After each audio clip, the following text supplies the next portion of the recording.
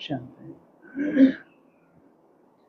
15 जून 2026 गीत चला है। भोलेनाथ से निराला कोई और नहीं। निराला अर्थात निराला का मतलब क्या होता है?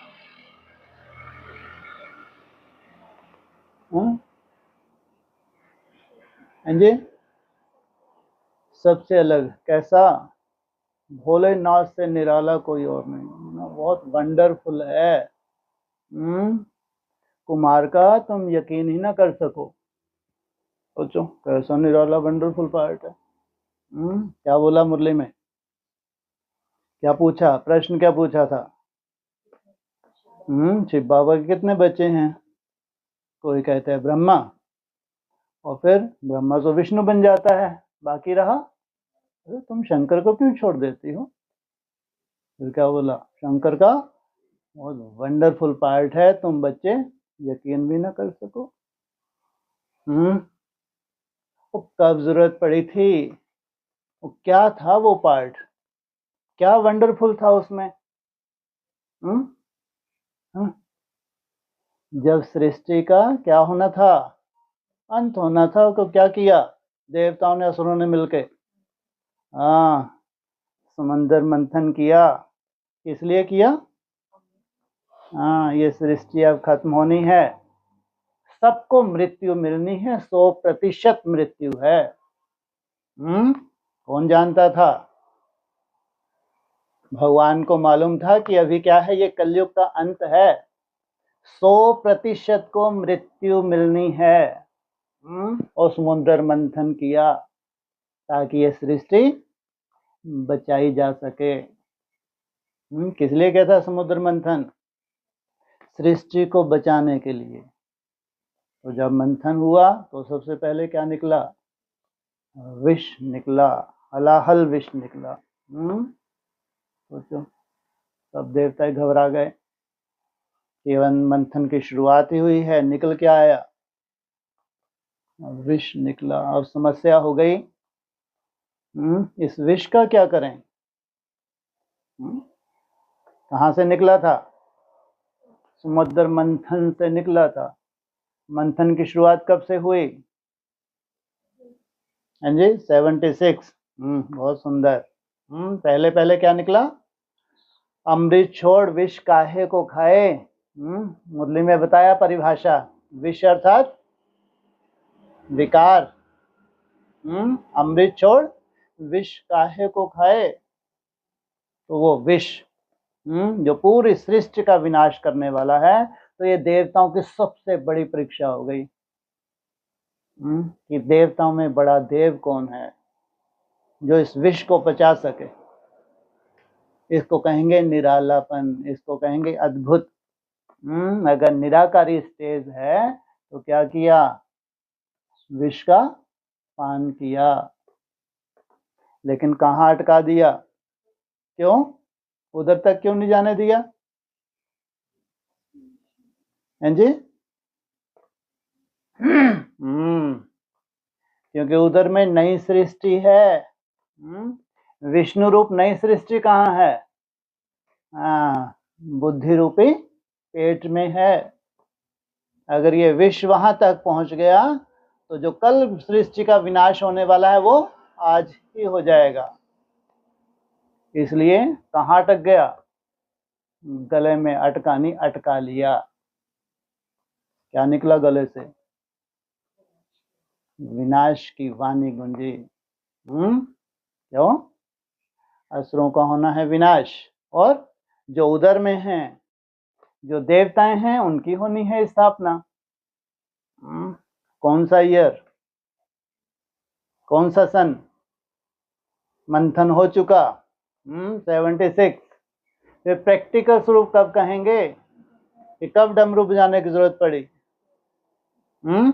2000। सन 2000 में प्रैक्टिकल सबूत क्या कि आप अमर हैं। आपका तीसरा नेत्र खुला है। तीसरा नेत्र खुला है तो आप क्या पैदा होंगे? बिच्छू टिंडन पैदा होंगे। अरे तीसरा नेत्र खुलता है तो बिच्छू टिंडन पैदा होते हैं, या कल्याणकारी सृष्टि क्या पैदा होनी चाहिए है? मुरली में क्या बोला है? शंकर का जब तीसरा नेत्र खुला तो बिच्छू टिंडन पैदा हुए। उधर में जो सृष्टि है वो प्रत्यक्ष नहीं है। जो विष्णु रूप सृष्टि उधर में है वो गुप्त है, लेकिन सामने कौन है? हाँ, उनके लिए मुरली में ही बोला कि जब शंकर का तीसरा नेत्र खुला तो बिच्छू टिंडन पैदा हुए। क्यों? क्या करवाना था? हाँ, ये विनाश के काम आने वाले हैं। पहले विनाश करा लें, फिर उधर में जो सृष्टि है वो स्वतः ही प्रत्यक्ष हो जाएगी। उसको प्रत्यक्ष नहीं करना पड़ता। सच्चाई को कोई प्रत्यक्ष करना पड़ता है क्या?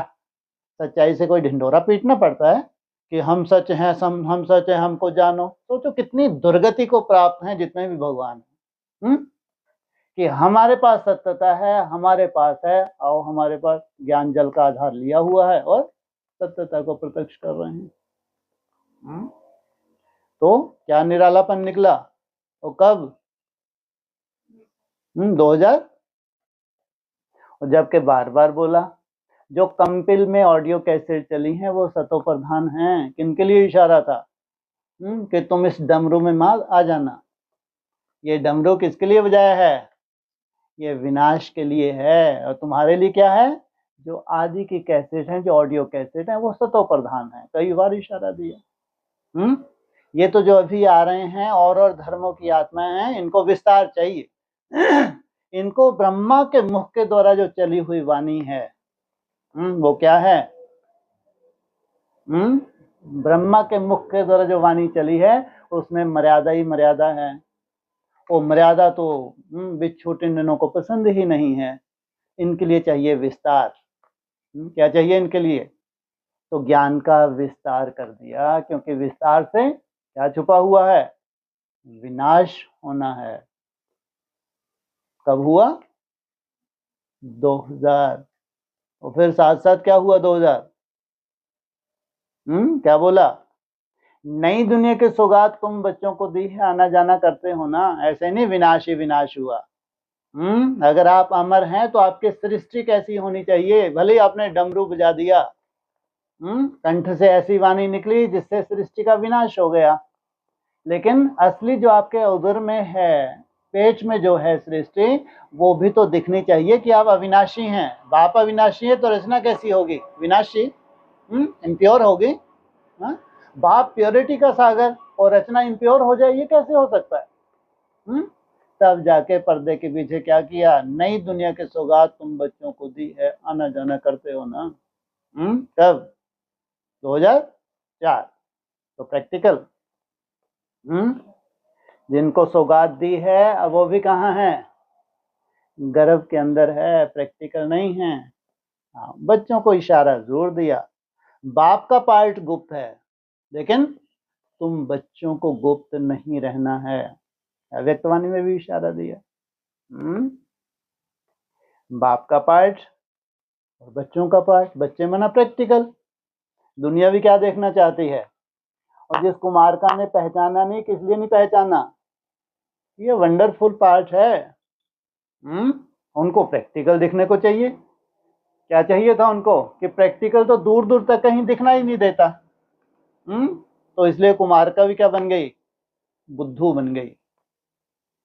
लेकिन जो सृष्टि कहाँ छुपी है? बुद्धि रूपी पेट में। कहाँ? जो पेट में छुपी है, बुद्धि रूपी पेट में सृष्टि, तो वो सौगात तुम बच्चों को दी है। तो प्रैक्टिकल कब हुआ? कितना समय लगता है उसको? 2004 से 40 साल। हाँ, ज्यादा से ज्यादा कहो। क्योंकि प्रैक्टिकल को सब मानते हैं, मन बुद्धि की बात नहीं।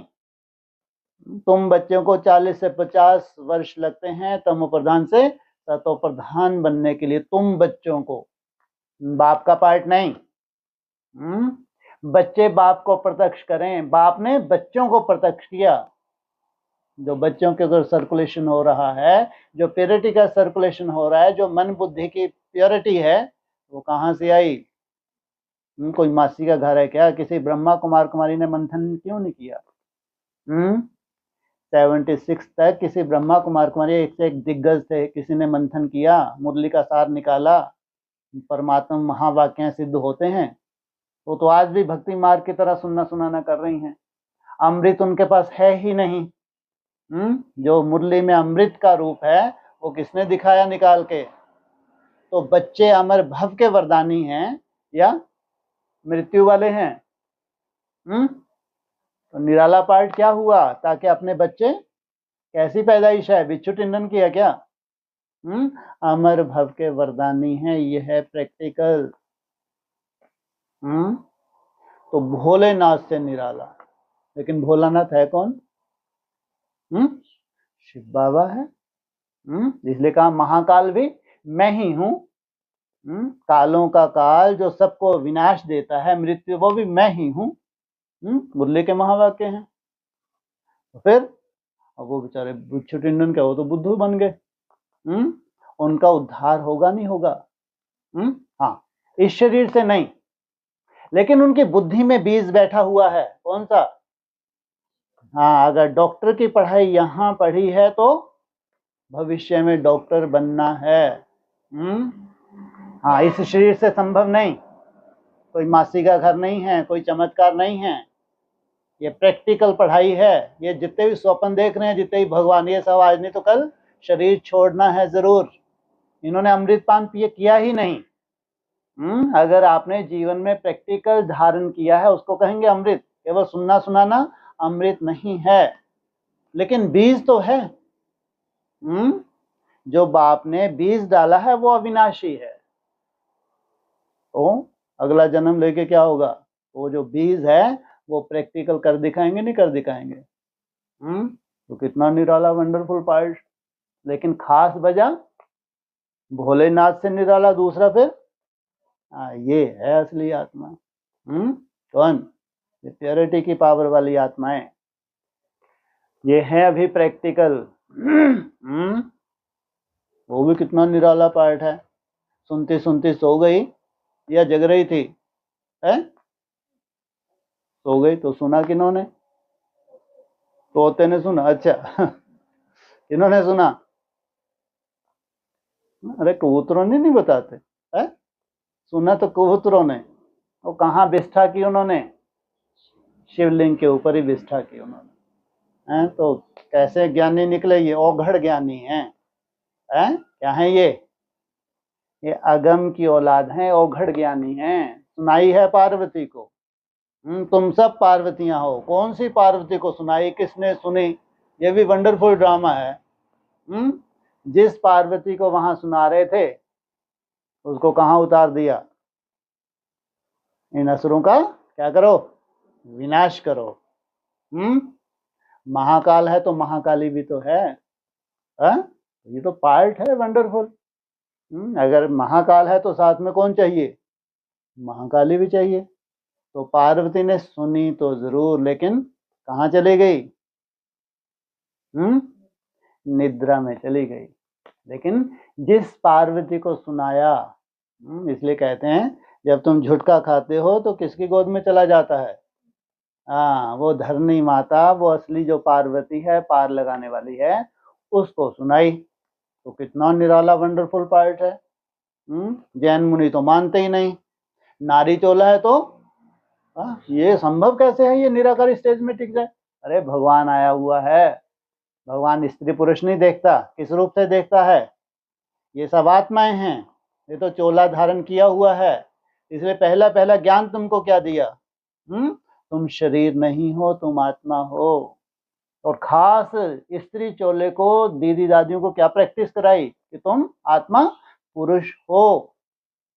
अगर ये कमजोरी तुम्हारे अंदर रह गई तो तुम कभी भी निराकार स्टेज की कल्पना नहीं कर सकते। क्यों? क्या मानते हैं संसार में? कि मन बहुत चंचल होता है। किनका? जो फीमेल चोले होते हैं उनके मन में क्या होती है? चंचलता होती है। अगर तुम फीमेल समझोगी तो चंचलता बरकरार रहेगी। अगर तुम शिव की शक्ति हो, तुम आत्मा हो, तो कैसा स्वरूप धारण करने वाली हो? जैसा शिव है। इसलिए कहा भारत माता शिव शक्ति अवतार अंत का यही नारा है। उस निसंकल्प अवस्था से, मन के अमन से, मन को मौन करने से जो रंगत निकलती है, जिससे तुम अविनाशी बनते हो, चाहे वो भोलेनाथ का पार्ट हो, चाहे गौरीनाथ का पार्ट हो। इसलिए कहा ये निराला है, इसको समझना बहुत मुश्किल है। कहीं पे निगाहें, कहीं पे निशाना। लेकिन अब क्या है, नई दुनिया में क्या होता है, प्रैक्टिकल। और जब तक प्रैक्टिकल नहीं है तब तक परमात्मा है ही नहीं, इस धरा पे आया ही नहीं है। सोच लो। इसलिए प्रैक्टिकल को किस चीज की जरूरत नहीं, हाँ, कोई प्रमाण की जरूरत नहीं है। अपनी घोड़ तो नशा चढ़े। प्रैक्टिकल दुनिया को दिखाने के लिए कभी नहीं होता कि हम दुनिया को दिखाएं, उनके पास प्रैक्टिकल है ही नहीं। अगर प्रैक्टिकल है तो पहले तुम खुद के लिए क्या करो। भगवान तुमको मिला और तुम्हारे दुख शांति तुम्हारी मन बुद्धि में। अरे कैसा भगवान मिला तुमको भाई, हाँ? पहले तुम्हारी आत्मा का ही कल्याण नहीं हुआ है तो विश्व का कल्याण क्या होगा। इसलिए कहते हैं मनुष्य आत्मा खुद ही अपना मित्र है, खुद ही अपना शत्रु है। इसलिए किसके लिए है ज्ञान, पार्वती को पहले स्वयं धारण करना था, स्वयं बाप समान बनना था, तब जाके उन भोलों का भी कल्याण हो जो बुद्धू बन गए। क्या, जो प्रैक्टिकल कर ही नहीं पाए, तब जाके शरीर छोड़ते छोड़ते उनकी बुद्धि में क्या हो, बीज तो डल जाए। जो करना था वो हम नहीं कर पाए, तो अगला जन्म लेके क्या होगा, क्योंकि आत्मा तो अविनाशी है, शरीर विनाशी है। आत्मा को जो पुरुषार्थ है उसकी सबसे बड़ी प्रॉपर्टी है जो अविनाशी है। शरीर एक छोड़ा, दूसरा धारण किया, लेकिन संस्कार साथ में जाते हैं। तो संगम युग का पार्ट है ये शिव बाबा का पार्ट। चाहे भोलेनाथ का पार्ट हो, चाहे गौरीनाथ का पार्ट हो, बजाया किसने है, शिव बाबा। ओम शांति। रूहानी बच्चे रूहानी बाप से अमर कथा सुन रहे हैं। कौन, जिस्मानी नहीं, रूहानी बच्चे रूहानी बाप से अमर कथा सुन रहे हैं। अमर कथा अर्थात जब इस मृत्यु का क्या हो रहा है, होलसेल मृत्यु, मृत्यु लोक का अंत। अमर कथा की जरूरत कब पड़ी, समुद्र मंथन की जरूरत कब पड़ी, जब सृष्टि का महाविनाश, विनाश नहीं महाविनाश सामने खड़ा था। वो तो कितनी बड़ी बात है, एक तरफ महाविनाश, दूसरी तरफ तुमको क्या पिलाएं, अमृत पिलाएं, अमर भव का वरदान दें। तो इस मृत्यु लोक से अमर लोक में जाने के लिए कहा, इसलिए कितना नष्ट मोह चाहिए। इस मृत्यु लोक से यात्रा है तुम्हारी कहाँ जाने की, अमर लोक। वहां जितने भी आत्मा हैं कैसी हैं, अमर भव की वरदानी हैं। जितने भी आत्माएं हैं वहां पे, उनको क्या वरदान धारण किया हो उन्होंने, मृत्यु उनको छू नहीं सकती, नहीं तो नई सृष्टि की स्थापना कभी होगी ही नहीं। तो निर्वाण धाम को अमरलोक नहीं कहा जाता, क्यों भाई, आत्मा अमर है, क्या है, अमर है। तो परम धाम में, निर्वाण धाम में सब आत्माएं कैसी रहती हैं, लेकिन ये क्या कह रहे हैं, निर्वाण धाम को अमरलोक नहीं कहा जाता। अमरलोक कहाँ कहा जाता है, जहां मृत्यु हो, जहां होलसेल मृत्यु होने जा रही हो, वहां तुमको वरदान मिला। वहां जो वरदानी आत्माएं हैं जो मृत्यु का क्या ना बने, ग्रास ना बने, मृत्यु जिनको ना खाए, उनको कहेंगे अमर। इसलिए कहा निर्वाण धाम को अमरलोक नहीं कहा जाता। अमरलोक जहां तुम अकाले मृत्यु को नहीं पाते हो। क्या, एक तरफ अकाले मृत्यु, दूसरी तरफ जहां तुम अकाले मृत्यु को नहीं पाते हो, तो वो स्थान कैसा है, इस सृष्टि पे होना चाहिए नहीं होना चाहिए, जहां से नई सृष्टि की शुरुआत हो। इसलिए उनको अमर लोक कहा जाता है। रूहानी बाप जिसको अमरनाथ कहा जाता है, क्या, उन रूहों का बाप। कैसे, आत्मा तो सब रूहें हैं, ये 800 करोड़ सब क्या हैं, रूह हैं। लेकिन किनका बाप, जो रूह के स्वरूप में टिकते हैं, जो आत्मिक स्वरूप में टिकते हैं। तो जिसको अमरनाथ कहा जाता है, जरूर अमर लोक में ले जाने के लिए मृत्यु लोक में कथा सुनाएंगे। कथा कहाँ सुनाई? जहां होलसेल मृत्यु ब्राह्मणों की दुनिया में, जब चौथी अवस्था में चले जाते हैं ब्राह्मण, कोई शरीर का ठिकाना ही नहीं होता, उस वक्त तुमको क्या पिलाया? कितना नंबर रत्न? पहला तो विष, अमृत 14वां नंबर, लास्ट ही कहो। तो पिलाया किसने? हैं जी?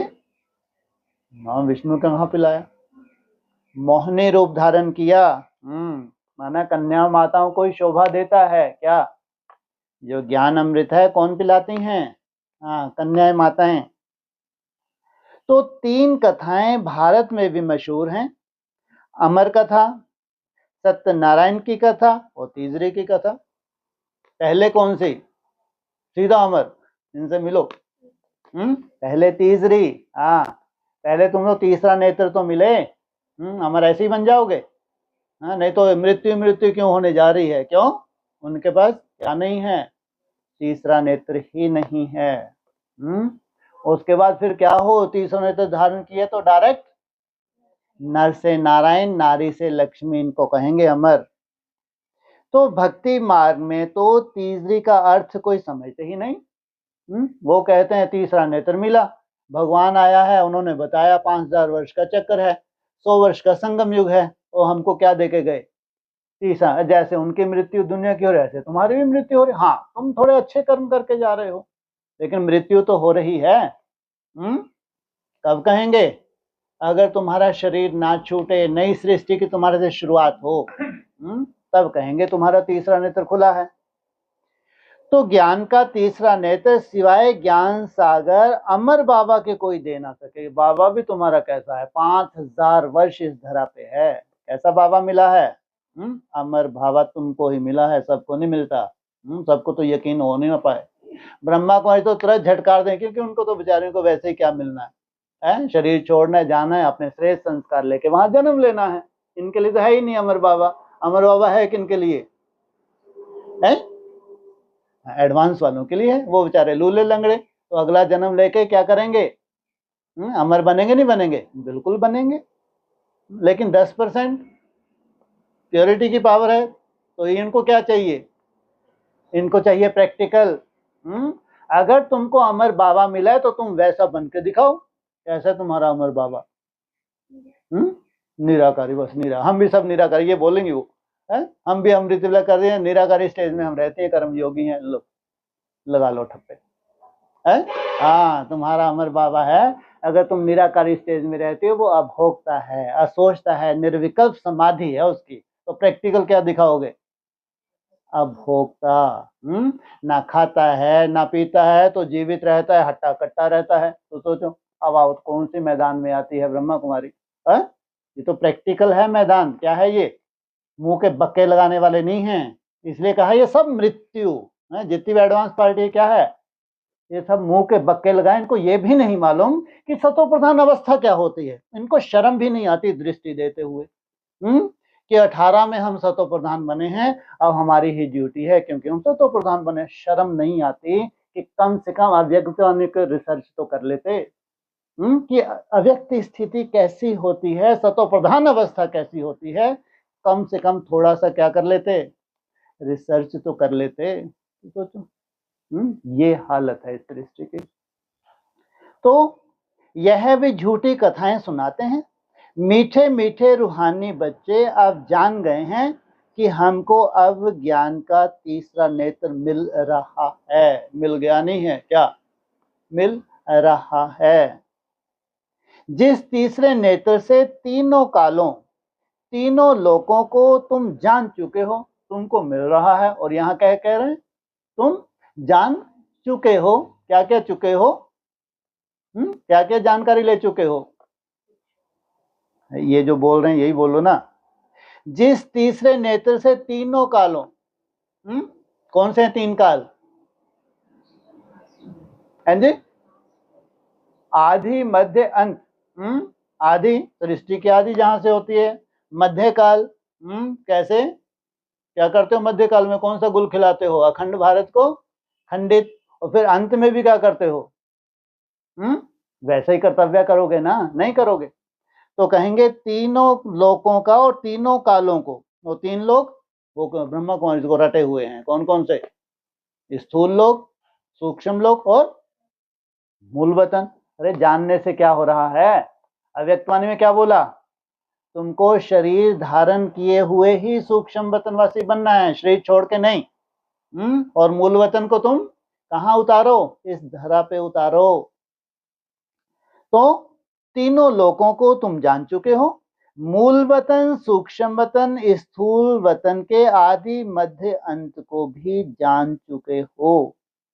इसलिए बच्चे अपने को त्रिकालदर्शी भी समझते हैं। ये है तुम्हारा ज्ञान का तीसरा नेत्र। इसलिए बच्चे अपने को त्रिकालदर्शी भी समझते हैं। तुम मीठे मीठे बच्चों बिगड़ सृष्टि में कोई त्रिकालदर्शी नहीं होता। वाह, एक भी कड़वा नहीं जिन्होंने जाना है। तुम्हारे बिना किसी को भी क्या ज्ञान नहीं है। ये जो तीसरा नेत्र है तुमको ही मिला है। तीनों कालों अर्थात सृष्टि के आदि मध्य अंत को नहीं जानते। मूल वतन, सूक्ष्म वतन, स्थूल वतन को बहुत जानते हैं। वाह भाई, क्या बहुत? सभी नहीं जानते लेकिन बहुत जानते हैं। किस किस को? मूल वतन, सूक्ष्म वतन और स्थूल वतन। मूल वतन को तो चलो सदियों से ही हिस्ट्री में भी चले जाओ तो सबने कहाँ जाने का पुरुषार्थ किया? मूल वतन में। लेकिन कोई जा नहीं सकता। एक बार नीचे आ जाते वापस जा ना सके। फिर उससे नीचे अविनाशी वतन, सूक्ष्म वतन। तो बाबा ने मुरली में क्या बोला है? तो उसको भी इसमें बताया कि वैसे कोई कोई आत्माएं हैं जो जानते। ऐसे सूक्ष्म वतन को सब नहीं जानते, लेकिन मूल जो वतन है और स्थूल वतन है ये सबकी बुद्धि में बैठा हुआ है।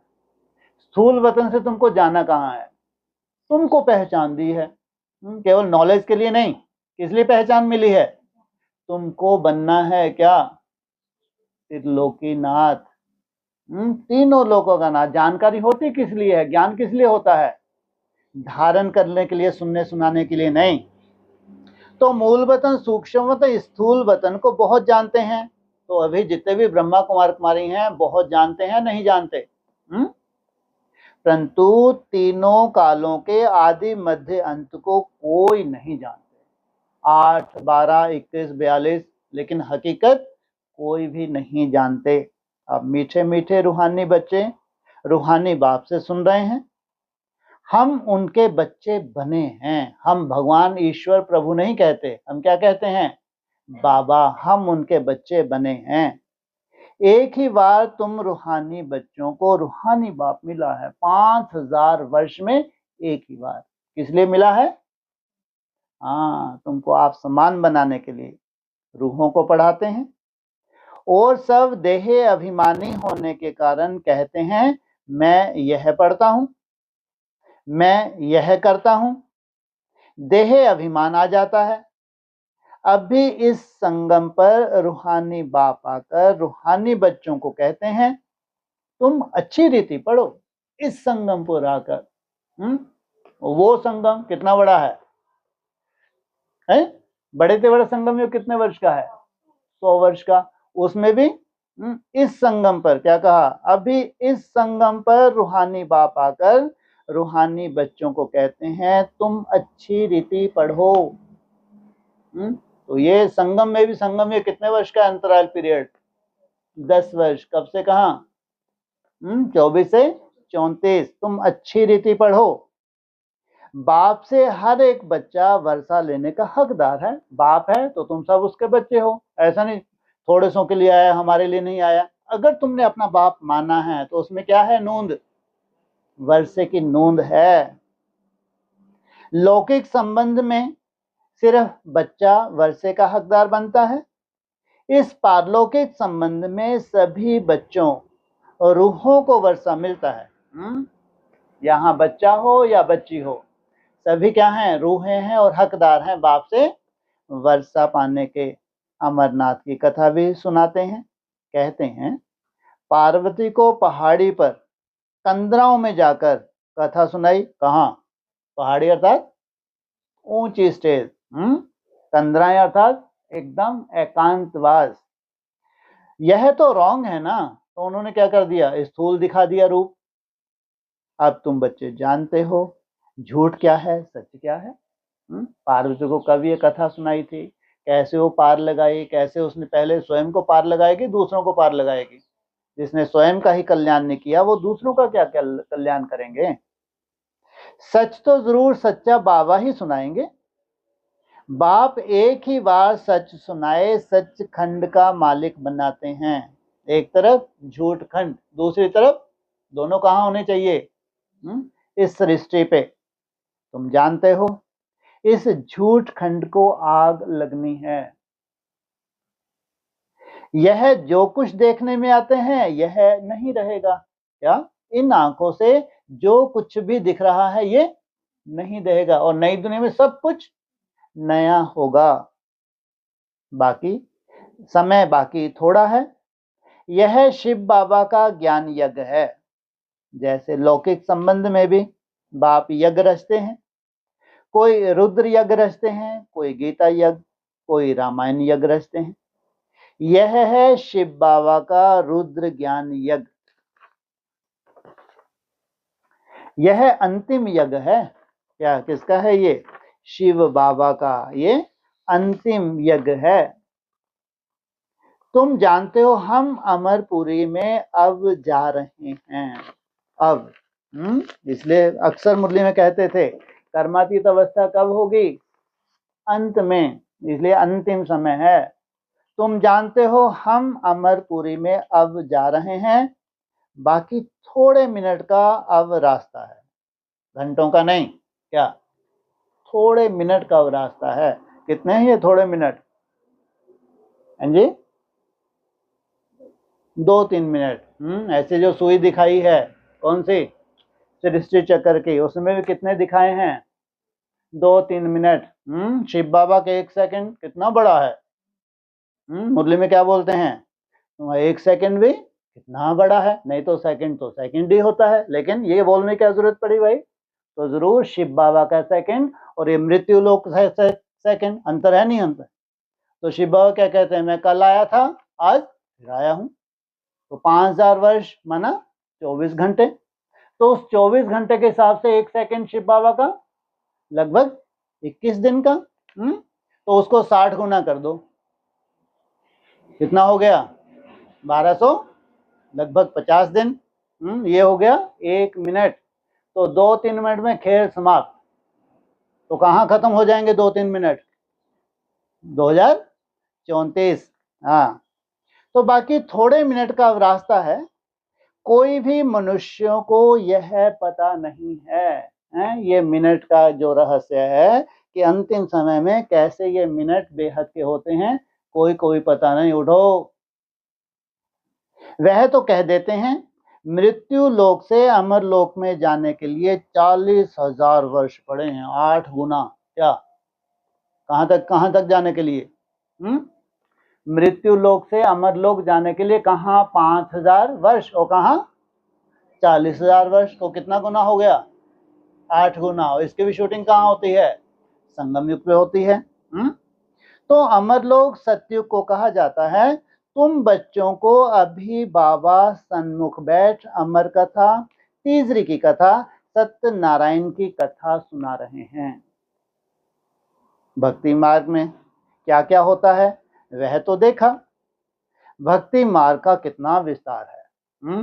कहाँ देखा तुमने? ब्राह्मणों की दुनिया में कहते थे ज्ञानी तू आत्मा, भी कहाँ चले गए सब? भक्ति का विस्तार कर दिया। जैसे झाड़ का बड़ा विस्तार होता है वैसे ही भक्ति का भी बड़ा कर्म कांड का झाड़ है। यज्ञ, व्रत, नेम, जप तप आदि कितना करते हैं। इस जन्म के भक्त तो बहुत बैठे हैं। मनुष्यों की वृद्धि होती रहती है। तुम भक्ति मार्ग में आए हो तब से दूसरे धर्म तुम भक्ति मार्ग में आए हो तब से दूसरे धर्म स्थापन हुए हैं। तुम्हारा क्या शुरू हुआ? भक्ति मार्ग, और फिर और धर्म आ गए। हर एक का अपने धर्म से कनेक्शन है, हर एक की रस्म रिवाज अलग है। भारत अमरपुरी था, भारत अब मृत्यु लोक है।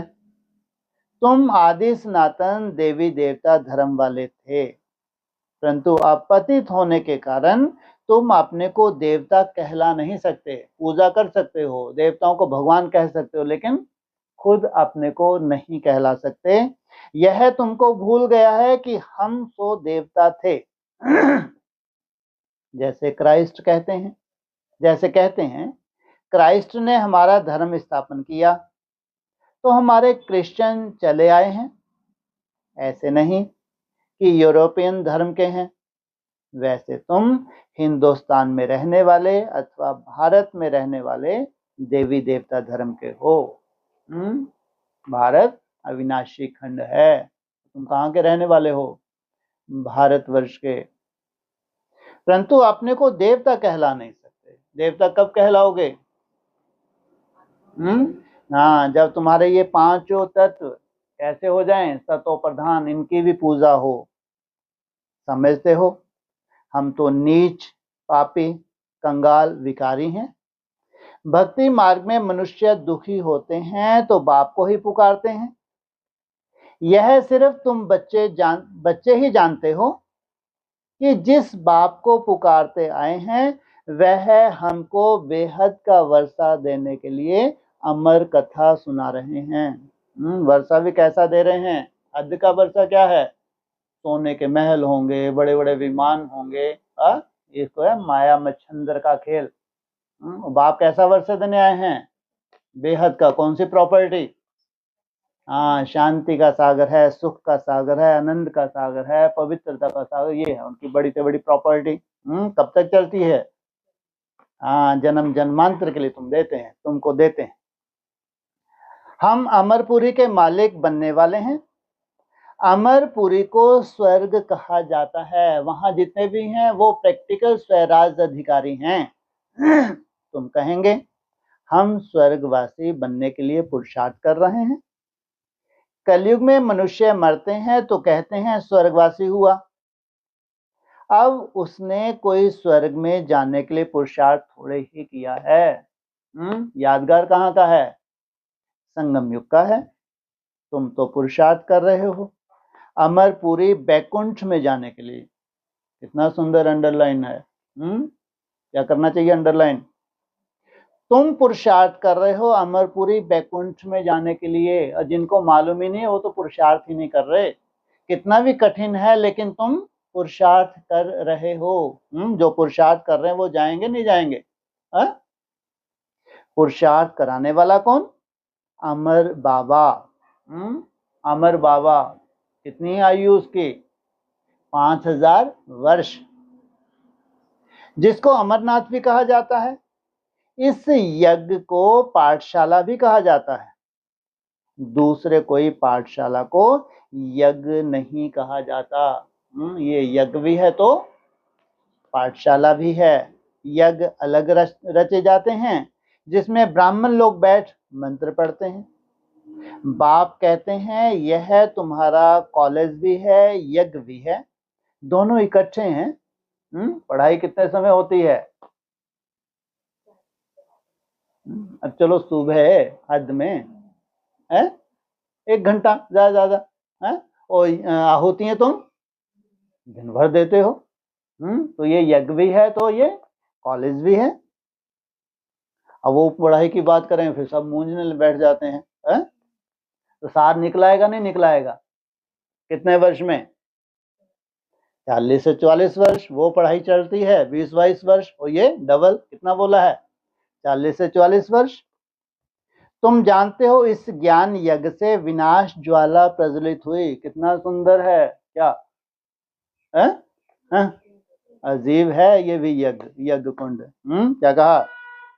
वो यज्ञ अलग रचते हैं, ब्राह्मण बिठाते हैं। तो तुम जानते हो इस ज्ञान यज्ञ से विनाश ज्वाला प्रज्वलित हुई। इसमें सारी दुनिया स्वाहा हो जानी है। इसलिए तुम निरंतर क्या डालते हो? कल्याण के लिए, अकल्याण के लिए? कल्याण के लिए। अगर तुम्हारा कोई स्वार्थ नहीं है तो तुम्हारी जितनी भी आहुतियां डल रही हैं निसंकल्प होने की, इनमें दूर दूर तक किसी का अकल्याण नहीं हो सकता। फिर नई दुनिया बननी है, इसका नाम ही है महाभारी महाभारत लड़ाई। क्या जो सामने खड़ी है इसका नाम क्या है? महाभारी महाभारत लड़ाई। इस जैसी लड़ाई और कोई होती नहीं। इससे क्या खुल जाता है? स्वर्ग के गेट खुलते हैं। कहते हैं युद्ध में मुसलों से लड़ाई हुई, तुम्हारे साथ लड़ाई तो है नहीं, तुम कौन हो? पांडव कभी हिंसा नहीं करते। इसको महाभारत लड़ाई क्यों कहते हैं? है? तुम युद्ध करते नहीं हो और तुम्हारी अहिंसक युद्ध है, तो फिर क्या बोला? इसको महाभारत लड़ाई क्यों कहते हैं? भारत में तो एक ही धर्म होता है ना, मौत तो बाहर है। कितना सुंदर। क्या भारत में है आदि सनातन देवी देवता धर्म, मौत तो बाहर है। कहाँ है बाहर? मंदिर मस्जिद गुरुद्वारा सब चलने लग पड़ेंगे, और एक ही तुम्हारा बड़े से बड़ा क्या यज्ञ स्थल कहो, नई दुनिया कहो, प्रैक्टिकल है नहीं है।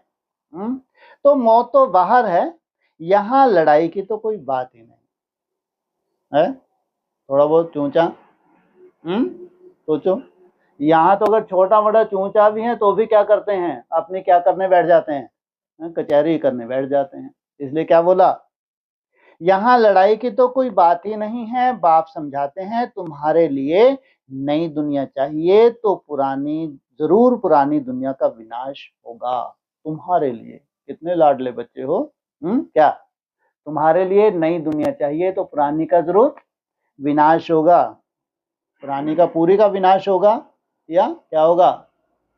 पुरानी में से नई में ट्रांसफर जब तक ना हो जाए तब तक विनाश हो सकता है? हाँ, या इतने में ही हो गया काम? हाँ, जो बच्चे आने वाले हैं तो वो नई दुनिया में आ जाएं, फिर पुरानी दुनिया को भंबोर को तब तक आ जाएंगे। हैं जी? 200-300 वर्ष हाँ, फिर तो कोई मिसाइल बनाए, बेकार ही कर दिए इन्होंने सब। शंकर जी ने इनको प्रेरणा दी। 36-37 में इन्होंने एटम बम बनाए। अब वो तो तीसरा नेत्र खोल के बैठे हैं, कब से थक भी नहीं रहे कि क्या करें। जो प्रैक्टिकल पार्ट है ये अपना काम करे, प्रैक्टिकल प्रदर्शनी तैयार हो, मैं अपना काम करूं। अव्यक्तवा ने बोला ना, है क्या कर रहे हैं? टिक टिक लगा के बैठे हैं। तो 100 वर्ष उनको कोई रोक पाएगा? है? अरे क्या बोला इससे पहले कि किनको एंटर होना है? हाँ, जो बाहर हैं उनको आना है बस। है? उनकी सुरक्षा हुई तो अब क्या हो? विनाश हो। तो कब तक? हैं जी? 47? बाप रे बाप। आपको लगता है जो अभी आग लगने जा रही है, युद्ध सामने खड़े हैं, जो ये वार का रूप बन रहा है, ये 47 तक चलेगा? हाँ, बिल्कुल नहीं भाई। जो अभी स्टेशन बन रही है, बनने जा रही है, भयंकर है, छोटी मोटी नहीं है। ये तो जितने भी अभी हैं वो ज्योतिषी वोषी, उनके हिसाब से तो 27, वो तो इससे ज्यादा आगे बढ़ ही नहीं रहे, जबकि सृष्टि आगे बढ़नी है। तो अपने हिसाब से सृष्टि आगे बढ़नी है तो वो ठीक है। 76 पुरुषोत्तम संगम युग 100 वर्ष का है, वो ठीक है। उसमें तो प्रजा भी आ गई ना। लेकिन पहले तुमको रॉयल फैमिली चाहिए, प्रजा चाहिए? रॉयल फैमिली चाहिए। रॉयल फैमिली को भी अपनी सेफ्टी की बात हो रही है। बात ऊपर क्या हुई? भंभोर को आग लगने की बात हुई।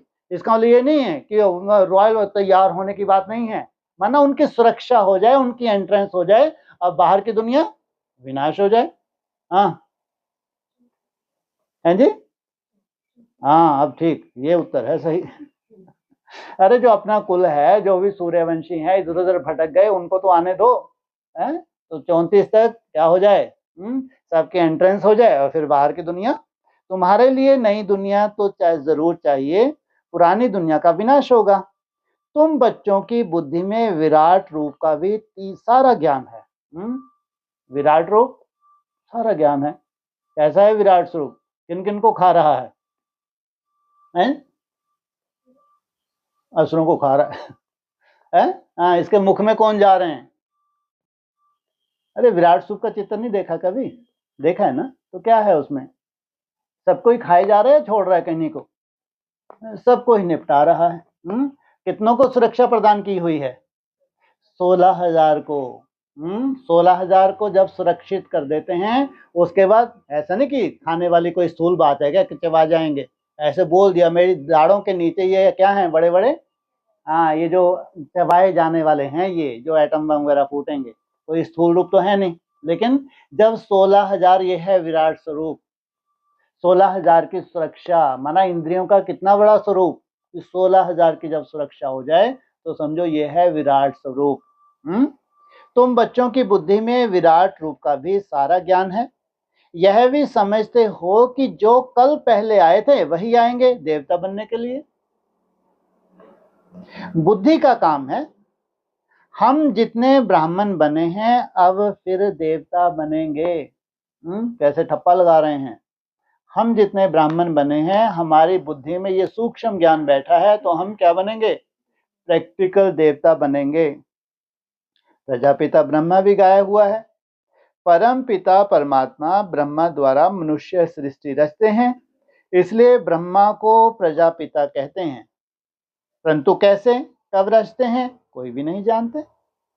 क्या शुरू में मनुष्य नहीं है जिनको रचते हैं?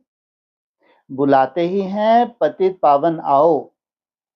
तो जब मनुष्य पतित होते हैं तब तो बाप आते हैं। मनुष्यों ने पुकारा, उनकी पुकार सुन के बाप आते हैं। दुनिया को बदलना है, तुमको बाप नई दुनिया का लायक बनाते हैं। अभी सब तमो प्रधान पुरानी दुनिया में हो, फिर सतो प्रधान बनना है।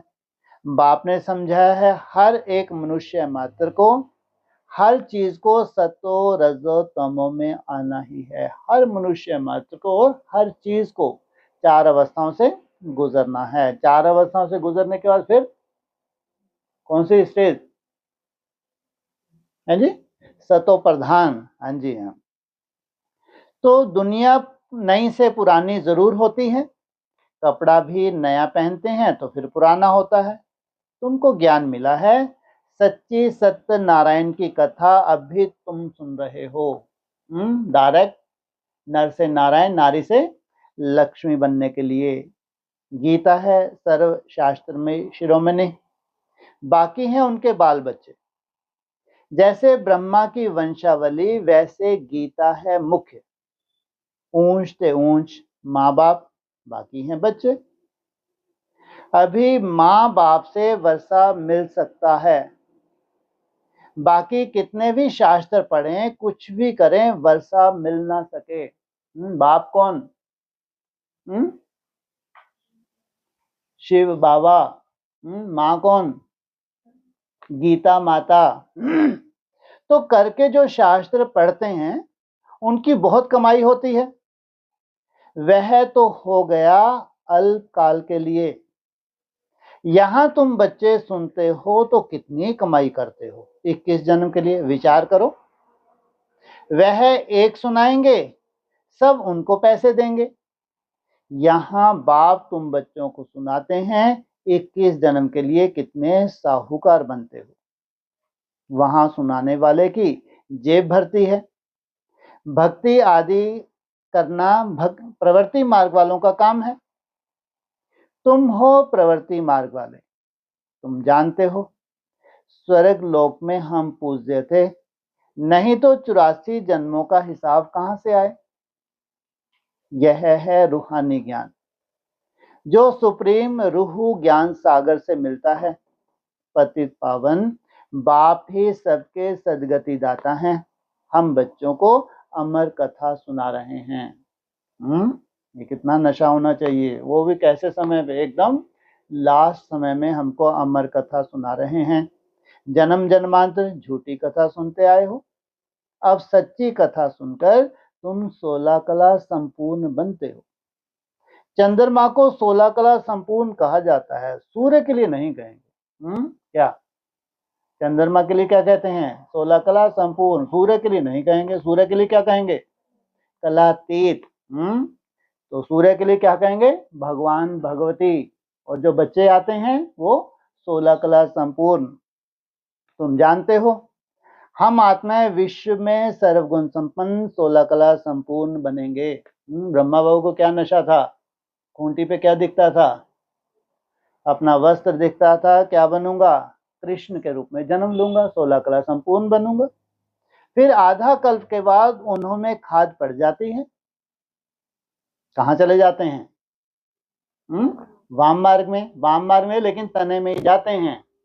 बाकी जब डमरू बजाया तो और धर्मों में वाम मार्ग शुरू हुआ, तो दूसरे धर्मों में कन्वर्ट हो गए। अभी तुम समझते हो हम फिर से सर्वगुण संपन्न 16 कला संपन्न 100 देवता फिर से बन रहे हैं। हम आत्माएं पहले अपने घर में जाएंगे, फिर हम शरीर धारण कर 100 देवता बनेंगे, फिर चंद्रवंशी घराने में आएंगे। क्या उनकी चाल और तुम्हारी चाल? उनकी चाल क्या है? पहले परमधाम जाएंगे, फिर नया शरीर लेंगे, तो वहां से उनका चक्कर। और तुम्हारी चाल? तुम शरीर रहते रहते कहाँ जाते हो? परमधाम जाते हो। तुम्हारा शरीर यहीं रिजनेट होता है और उनको नया शरीर लेना पड़ता है। तो 84 जन्मों का हिसाब किताब चाहिए। किस युग में, किस वर्ष में कितने जन्म हुए?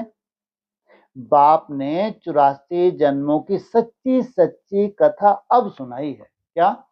84 जन्मों की भी सच्ची सच्ची कथा। उनको कितने जन्मों से छूटना है तो राहत मिलेगी? 63 जन्मों से। उनके 63 जन्मों के हिसाब से। तुम्हारे 84 के चक्कर से छूटने का यादगार कहाँ है? शास्त्रों में है। तुम बच्चों को कहेंगे तुम स्वर्गवासी 84 जन्म लेते हो, अपने को एक तो ब्राह्मण समझना पड़े। मम्मा बाबा कहते हो ना, वर्षा शिव बाबा से लेते हो, ब्रह्मा बाबा द्वारा।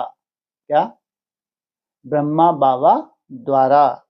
ब्रह्मा भी उनका हो गया। ब्रह्मा से वर्षा मिल ना सके, क्यों? वो तो स्वयं ही क्या है? पुरुषार्थी है। यह भी भाई हो गया, यह शरीरधारी है ना। तुम सब बच्चे वर्षा उनसे लेते हो, इन ब्रह्मा से नहीं। किनसे लेते हो? इसलिए क्या कहलाते हो? शिववंशी ब्रह्मा कुमार कुमारियां। जिससे वर्षा नहीं पाना है उनको याद नहीं करना है, इसलिए इनका तो फोटो भी नहीं रखना है। एक शिव बाबा को ही याद करना है। उनको ही कहते हैं तुम माता पिता, हम बालक तेरे। तुम इनके पास आते हो तो बुद्धि में रहता है, हम शिव बाबा के पास जाते हैं। याद शिव बाबा को ही करना है। आत्मा बिंदी है, उसमें 84 जन्मों का पार्ट नोंदा हुआ है। आत्मा भ्रुकुटी के बीच में रहती है, उड़ती भी सेकंड में है। मैं आत्मा एक शरीर छोड़ दूसरा लेता हूँ। कितने समय लगता है उड़ने के लिए? अगर ज्यादा भी लगता हो, लेकिन अव्यक्त वाणी में क्या बोला है बार बार? 1 सेकंड। कितना टाइम लगना चाहिए? 1 सेकंड। भ्रुकुटी के बीच जाए विराजमान होता हूँ। क्या मैं क्या प्रैक्टिस करता हूँ? बार बार कहाँ बैठता हूँ? 1 सेकंड में भ्रुकुटी के बीच जाए विराजमान होता हूँ। बुद्धि में समझ है, हमारी आत्मा ऐसी है। सतयुग में तो कोई ऐसी चीज देखने की आशा नहीं रहती है। क्यों? क्या देखने की आशा नहीं रहती? यहाँ क्या देख रहे हो? आत्मिक स्वरूप में टिके हो। वहां तो क्या है? सब नेचुरल आत्मिक स्वरूप में टिके हुए हैं। आत्मा को देख सकते हैं दिव्य दृष्टि से। तुम्हारी क्या इच्छा होती है? मैं आत्मा को देखूं, जो मैं हूं, मैं अपने आप को देखूं। तो कैसे देख सकते हो? दिव्य दृष्टि से। ये क्या है दिव्य दृष्टि? तीसरा नेत्र कौन सा? बुद्धि रूपी तीसरा नेत्र। हाँ, वो इतना सूक्ष्म हो जाए, इतना सूक्ष्म हो जाए उस पॉइंट में टिकते टिकते कि तुमको क्या हो जाए? आत्मा का साक्षात्कार। वो साक्षात्कार नहीं, भक्ति मार्ग वाला नहीं। तो कोई इन आंखों से देखने की बात नहीं है, भक्ति मार्ग में ही साक्षात्कार करते हैं। जैसे राम कृष्ण का शिष्य विवेकानंद था, उसने बताया मैं सामने बैठा था तो उनकी आत्मा निकल मेरे में प्रवेश हो गई। क्या? किसने बताया? विवेक में आनंद लेने वाला किसका शिष्य है? राम और कृष्ण किस स्टेज में जब टिके? परमहंस की स्टेज में टिके, तब विवेक में आनंद लेने वाला, तो उसको क्या साक्षात्कार हुआ? तो ऐसे कोई होता नहीं है जो उसको साक्षात्कार हुआ कि आत्मा निकली और मेरे में प्रवेश हो गई। आत्मा कैसे एक शरीर छोड़ दूसरे में प्रवेश करती है, यह सब बातें तुम बच्चों को समझाई जाती हैं। अभी तुम समझते हो हम अमरलोक में जाने के लिए पुरुषार्थ कर रहे हैं। सोचो, तो मेहनत कुछ तो होगी। इसलिए मुरली ने क्या बोला? सबसे लंबी यात्रा है कहाँ की? अमरलोक की। अमरलोक में हम जन्म लेंगे, वहां हम गर्भ महल में होंगे। यहाँ तो गर्भ जेल में बहुत त्राही त्राही करते हैं। अब आधा कल्प के लिए बाबा तुमको सब दुखों से छुड़ाते हैं, तो कितना प्यार से ऐसे बाप को याद करना चाहिए। अच्छा, मीठे मीठे सकीलदे बच्चों प्रति माता पिता बाप दादा का याद प्यार। Good morning. रूहानी बाप की रूहानी बच्चों को नमस्ते, रूहानी बच्चों की रूहानी बाप दादा को नमस्ते। ओम शांति।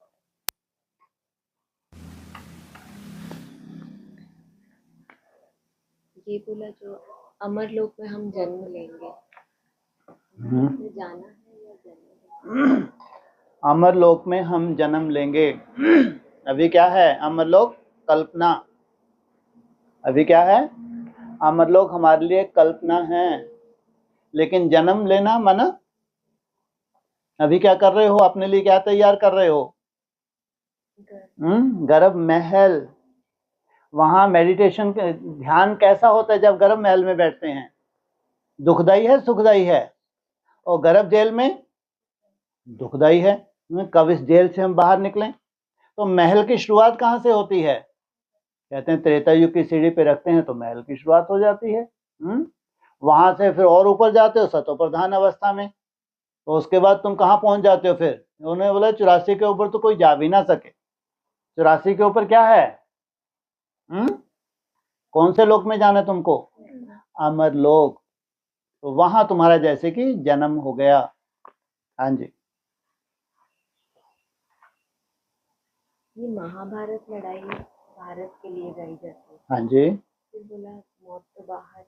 हाँ जी। जबकि बोला है भारतवासियों का मौत बहुत कड़ा है। ठीक है, मौत जो बाहर है वो कैसे होगा उनका मौत? कैसे बताया मुरली में? बहुत कड़ा। Atom bomb फटेंगे।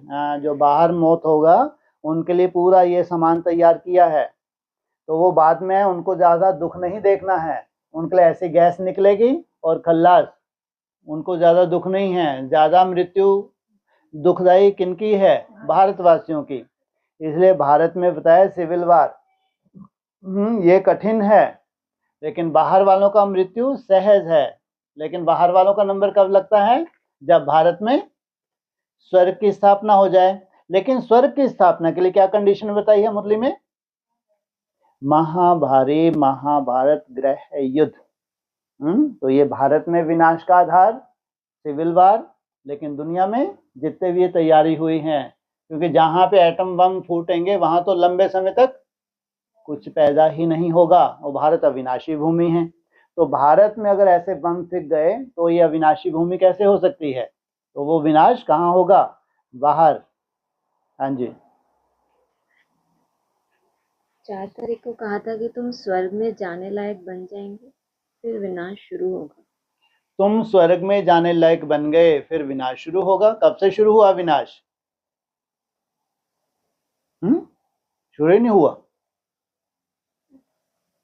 18-19 पढ़ाई क्यों बंद कर दी? जरूर कोई ना कोई स्वर्ग में जाने लायक बने ना। बाबा ने भी क्या बोला? तुम बच्चों को तमो प्रधान से सतो प्रधान बनने के लिए 40 से 50 वर्ष। सतो प्रधान माना स्वर्ग में जाने लायक। तो वहीं से कोरोना की शुरुआत, कोरोना के बाद फिर ये बम्बों की शुरुआत, ये बढ़ती जाएगी। एक तरफ स्वर्ग का प्रैक्टिकल स्वरूप बढ़ता जाएगा, दूसरी तरफ विनाश का प्रैक्टिकल स्वरूप भी बढ़ता जाएगा। हाँ जी। भक्ति में राम और कृष्ण का ये कंट्रास्ट दिखाता है ना कि राम को वनवास के बाद राज्य मिला अपने ठीक है, पूर्वजों का जो भी, ठीक और है, कृष्ण के लिए राजधानी स्वयं निर्माण किया उसका, ठीक है। वर्षा नहीं दिखाते हैं हाँ जी, ऐसा कुछ। इसलिए मुरली में तो बोला है ना, बच्चों को क्या दिया जाता है? पहले क्या किया जाता है? शरण देनी पड़ती है, सरेंडर करना पड़ता है, फिर उनको पूरी अपनी प्रॉपर्टी दो। वो एकलव्य के लिए क्या बोला? हम्म उसको क्या करके दिखाना था? बाहर रहते हुए अपनी स्वयं की प्रॉपर्टी बनानी थी। इसलिए दो मूर्तियों को स्वयंभू बताते हैं। किस किस को? एक तरफ महादेव को, दूसरी तरफ विष्णुदेव। इनको बताते हैं स्वयंभू। इनको किसी की प्रॉपर्टी नहीं मिली, इन्होंने क्या किया? स्वयं प्रॉपर्टी का निर्माण किया। मुरलियों में बार बार आता है कि ये राज्य भाग्य मैं देता हूँ। हाँ जी, कृष्ण ने भी इस पढ़ाई से ये लिया। तो कैसे दिया?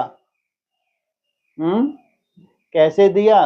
कृष्ण को अगर राज भाग दिया, पीपल के पत्ते पे अंगूठा चूसते हुए दिखाया है, पूरी सृष्टि का विनाश हो रहा है, किस आधार से लिया? स्वराज, कोई स्थूल नहीं। क्या है ये? जो भगवान ने तुमको वर्षा दी है, बड़े से बड़ा वर्षा है, वो है स्वराज। कब तक चलता है? 5,000 वर्ष स्वराज अधिकारी बने रहते हो। इतना बड़ा वर्षा छोटा मोटा है क्या? और फिर तुम क्या करते हो? विष्णु की नाभि से ब्रह्मा निकलता है, तो वो हो गया प्रैक्टिकल। होगा नहीं होगा? और तुम बने ही रहोगे, जाओगे नहीं जाओगे? है क्या साक्षात्कार होगा? कहाँ जन्म लेना, कहाँ जन्म लेना है, पहले ही साक्षात्कार हो गया। और राजगद्दी पे बैठने वाला जन्म ले चुका, बड़ा हो गया नहीं हो गया? अरे बड़ा होगा तभी बिठाओगे, ऐसे ही बिठा दोगे? है चंद्रवंशी जो कल की मुरली में था, कब था? सूर्यवंशी और चंद्रवंशी। यहाँ संगम युग पे सूर्यवंशी राम है, तो चंद्रवंशी कौन है? अव्यक्तवाणी में ब्रह्मा बाबा को बताया चंद्रवंशी, ज्ञान चंद्रमा। अव्यक्तवाणी में बोला है तुम हो ज्ञान सितारे। तो वो चंद्रवंश है, तो उनको यहाँ वर्षा मिलेगा नहीं मिलेगा? तो मिलेगा। तो सूर्यवंशियों ने कौन सा वर्षा लिया? इसका मतलब ये नहीं है कि ब्रॉड ड्रामा में इनका बस स्वराज में ही टिके रहेंगे। तुम्हारा तो कुल भी चेंज नहीं होता, लेकिन प्रैक्टिकल बनने में टाइम लगेगा नहीं लगेगा? या तुम ही महल महल बनाने शुरू कर दोगे, चलो बहुत हो गई तपस्या, अब क्या करें? अब तो महलों का सुख लें। ऐसा स्वराज है तुम्हारा? तुम्हारा स्वराज कैसा है? झोंपड़ी में ही रहते हो, लेकिन सदा सुखदायी, दुख का नामो निशान नहीं है तुम्हारे पास। ये है स्वराज, जो आत्मा में संस्कार भरे हैं। और ब्रह्मा के आत्मा में कौन सा संस्कार था? ऐसी सुंदर दुनिया। कैसी सुंदर दुनिया? सोने के महल। तो उनको वैसी दुनिया मिलनी चाहिए नहीं मिलनी चाहिए? तो उनका त्याग कितना बड़ा है? त्याग तो संगम युग के ना, जैसा उन्होंने त्याग किया वैसा उनको प्रारब्ध मिलेगी। हाँ जी, एक मुरली में आया कि नई दुनिया छोटी और ब्राह्मणों की होती है। हाँ जी, नई दुनिया ब्राह्मणों की होती है। हाँ हाँ। भल चोटी ब्राह्मणों की है, लेकिन राजधानी तो देवी देवताओं की ही होगी ना। नहीं, सॉरी, क्या दोबारा? भल चोटी ब्राह्मणों की है, भल चोटी ब्राह्मणों की दिखाते हैं। हाँ हाँ लेकिन राजधानी तो देवी देवताओं की होगी। हाँ, माना चोटी के ब्राह्मणों को राजधानी स्थापन करने में टाइम लगता है। ब्राह्मण नहीं, कब तक? जब तक ब्राह्मण क्या ना बने, जब तक प्रैक्टिकल देवता स्वरूप धारण ना करें। अब जब तक अपने पांचों तत्वों को सतो प्रधान ना बनाएं, देवता तब कहेंगे ब्राह्मणों को। लेकिन अभी हैं ये चोटी के ब्राह्मण। कौन कौन को गुम कर दिया? शिव बाबा को भी गुप्त कर दिया, और ब्राह्मण चोटी को भी गुम कर दिया। लेकिन वो ब्राह्मण चोटी जो है, वो है एक परिवार। राजधानी कब कहेंगे? जब पांचों तत्वों को सतो प्रधान बनाएं। तो देवताओं की राजधानी का गायन है, ब्राह्मणों की नहीं। ब्राह्मण तो अप डाउन में होते रहते हैं, इनकी माला कैसे बना सकते? इसलिए जब अप डाउन खत्म हो जाता है तो ये क्या कहलाते हैं? देवता। तो देवताओं की राजधानी का गायन है। तो ये कहा ना कि नई दुनिया चोटी के ब्राह्मणों की है, हाँ जी, लेकिन राजधानी में देवी देवता, तो वो सेम ही आत्मा लेकिन हाँ, देवता बनने में, प्रैक्टिकल देवता बनने में तो टाइम लगेगा। या जिनको वर्षा देते हैं उनकी बात? नहीं नहीं, जैसे मुरली में ही आया ना, तुम ब्राह्मण सो देवता। तुम्हारे लिए क्या कहते हैं? ब्राह्मण सो देवता। तो तुम्हारा लक्ष्य है ब्राह्मण बने हैं, पवित्र बने हैं, तो पांचों तत्वों का परिवर्तन होना चाहिए। देवताएं ऊपर से जन्म लेंगे, असली देवता तो तुम हो। जो पूजनीय देवता है, जिनकी पूजा होती है, वो कौन है? हम बच्चे जो शरीरों को रिजिवनेट करते हैं। तो जब शरीरों को रिजिवनेट करें तब वो राजधानी स्थापन हो, वहीं से सृष्टि की शुरुआत हो। फिर जन्म लेने वाले तो वो क्या हो गए? सेकंड कैटेगरी हो गई। लेकिन जो फर्स्ट कैटेगरी है, जो अमरलोक के वासी बने हैं, जिनके शरीरों को भी कैसा बना लिया, जिन्होंने अमर भव का वरदान लिया है, ये ब्राह्मण सो क्या बने? प्रैक्टिकल देवता। इन्हीं की तो पूजा होती है। हाँ जी।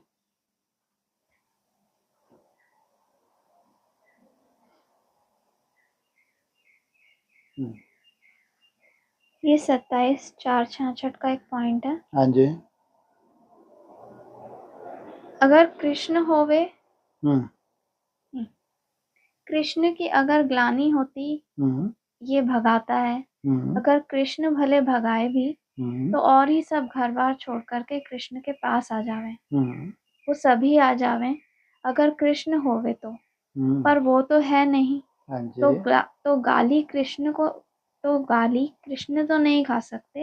हाँ जी। जरूर कोई दूसरी आसामी होगी जिसको गाली मिलती थी। गाली किसने खाई? ब्रह्मा बाबा ने खाई। उनके तन में भगाने वाला कौन? शिव बाबा। तो आदि में बाप भी था, प्रजापिता ब्रह्मा, और ब्रह्मा आत्मा जुदा जुदा।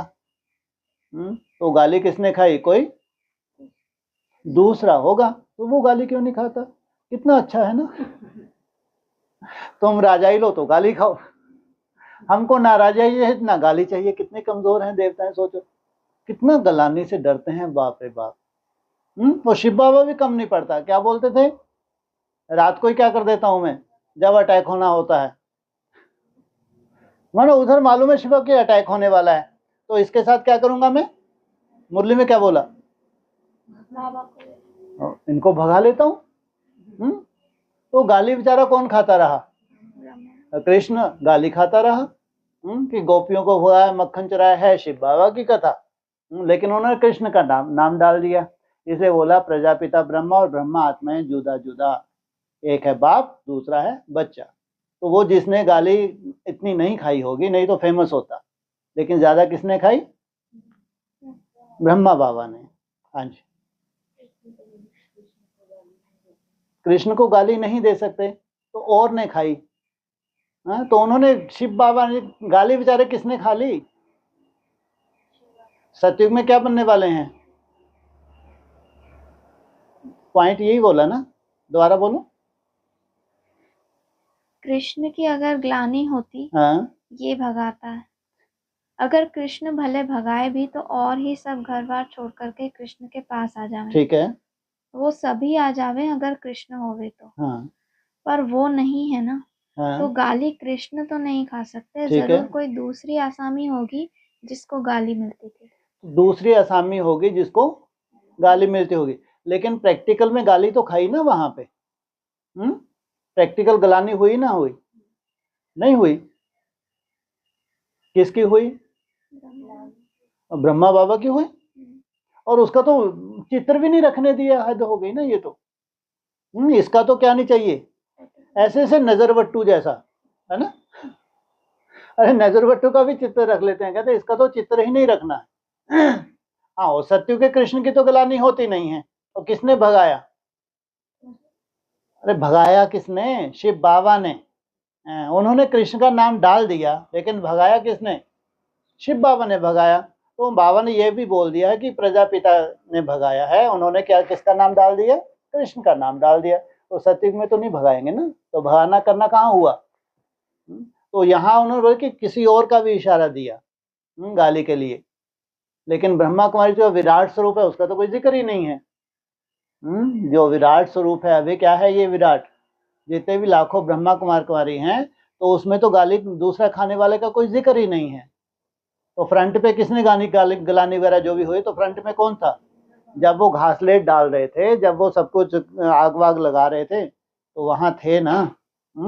लेकिन उन्होंने किसका नाम उछाला, किसने सहन किया, तो ब्रह्मा ने। लेकिन बाबा क्या बोल रहे हैं, कोई दूसरी असामी भी थी, लेकिन आप कहाँ जाके ढूंढो, लेकिन पूरा खेल किसका था, शिव बाबा का था।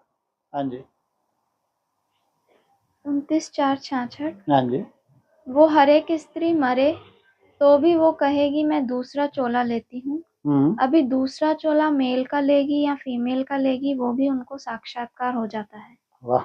यहाँ इतना साक्षात्कार नहीं होता है, पिछाड़ी में हो सकेगा। ये भी तुमको पिछाड़ी में मालूम पड़ेगा कि हम भविष्य में मेल बनने वाले हैं या फीमेल बनने वाली हैं, क्योंकि बाबा मम्मा का तो मालूम पड़ गया ना। तो ऐसे बहुतों का आगे कुछ ना कुछ माला में दाना बनाते थे, फलानी मेल बनेगी, फलानी स्त्री बनेगी, फलाना फलानी का बच्चा बनेगा। ये भी इतना तक शुरुआत में।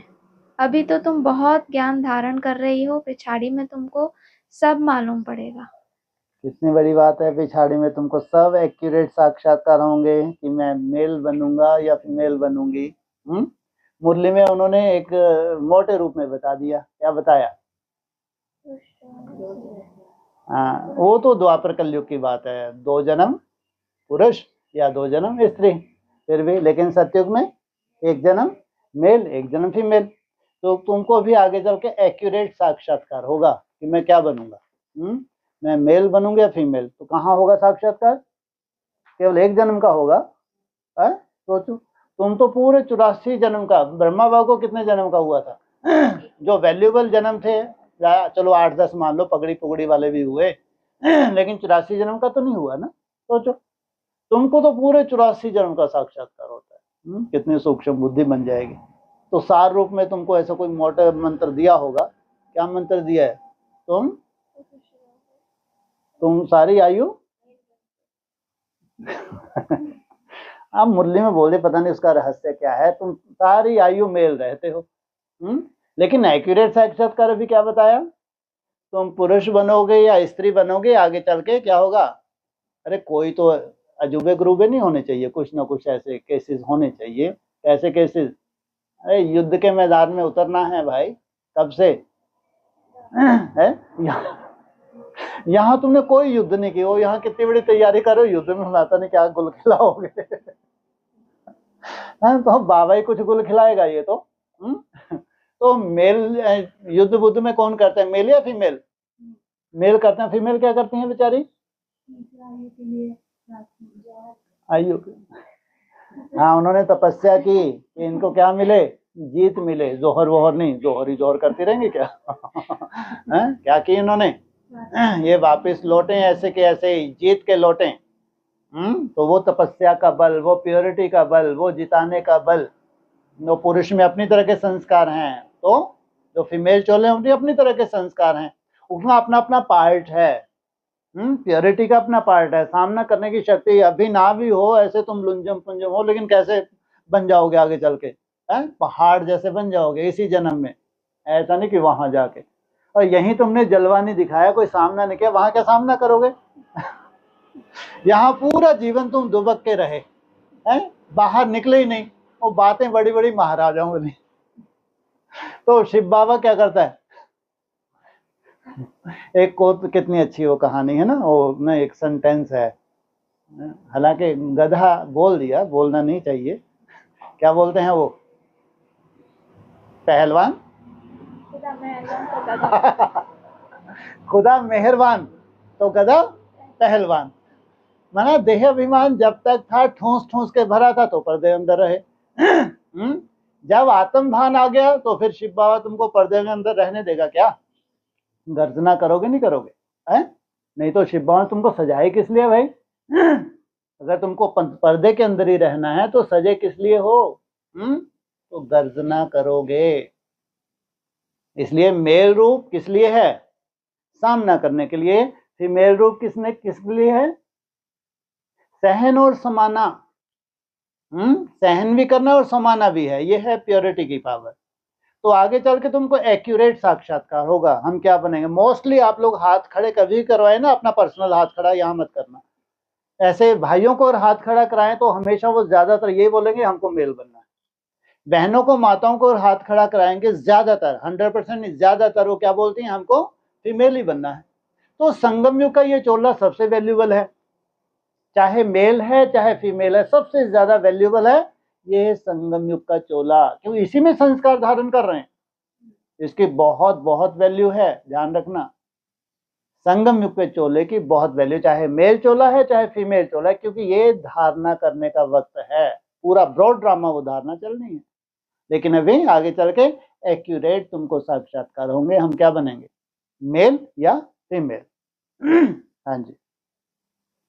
और ये भी तो कहते हैं अमर लोक कब तक चलेगा तुम्हारा,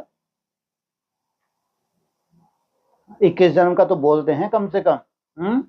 और तुमको सोचो कैसा योग बल धारण करते हो, हर जन्म में तुमको इसलिए अमर लोक क्यों कहलाया, जबकि वहां शरीर तो छोड़ोगे ना, लेकिन अमर क्यों हो, क्योंकि पहले ही तुमको साक्षात्कार हो रहा है कि कहाँ तुमको जन्म लेना है। और अब शरीर छोड़ना है, ये भी तुमको साक्षात्कार हो रहा है। शरीर कैसे छोड़ते हो, जैसे सर्प का मिसाल दिया, नदी के किनारे जाके बैठते हो और ऐसे बैठे और शरीर छोड़ दिया, ये मुरली में बोला है। नदी के किनारे जाके बैठोगे, तुमको साक्षात्कार हो जाएगा कि अब शरीर छोड़ना है, जहां जाके जन्म लेना है वो भी साक्षात्कार हो रहा है। ये सबकी बात नहीं है। अगर प्रजा क्वालिटी की आत्मा है, उसको साक्षात्कार हो रहा है कि तुमको प्रजा जाके बनना है, तो ये साक्षात वो दुखी होकर शरीर छोड़ेगी, खुशी होकर छोड़ेगी। तो जो आत्मा यहाँ सिद्ध हो जाती हैं, जो सिद्धि स्वरूप बनती हैं, तो उनका ये सिद्धि स्वरूप जन्म जन्मांतर चलता है। यहाँ की जो तुम सिद्धि हासिल, ऐसा नहीं कि बस नीचे उतरे खेल खत्म, ऐसा नहीं है। ये जो तुम्हारा स्वरूप है, इसलिए बोला कि तुम अमर लोक, जो बोला है अमर लोक, माना तुमको जन्म जन्मांतर ये साक्षात्कार शरीर छोड़ने से पहले, इसलिए तुमको शरीर छोड़ने कोई दुख नहीं होता, क्योंकि पहले ही साक्षात्कार हो रहा है कहाँ जाके तुमको जन्म लेना है। तो सोचो कितनी बड़ी प्राप्ति है, इसलिए तुम अमर कहलाते हो। वो तो जैसे तुमने चोले को क्या किया, बदली किया है, जैसे सर्व का मिसाल तुम्हारे लिए दिया। तो ये प्रजा नहीं, ये जो रॉयल फैमिली की आत्मा है उनके लिए है। ये तपस्या का बल तुम्हारा ऐसे ही रिपीट होता है जन्म बाई जन्म। हाँ जी। 3:6-66 का पॉइंट है। हाँ जी। अभी तुम जानते हो बच्चे कि बरोबर सतयुग से त्रेता के राज्य सूर्यवंशी चंद्रवंशियों को राज्य कैसे देते हैं। ऐसे नहीं कहेंगे चंद्रवंशियों ने सूर्यवंशियों के ऊपर जीत पहनी, ऐसे नहीं कहा जाता है। ठीक है। वो सूर्यवंशी, तुम जानते हो कि जब चंद्रवंशी का राज्य होता है तो वो जो भी राजा रानी हैं, वो उनको बिठाए कर करके, उनको राजभाग दे करके, तिलक दे करके, उस समय में उनको राजा राम और सीता रानी, उनको टाइटल मिल जाता है।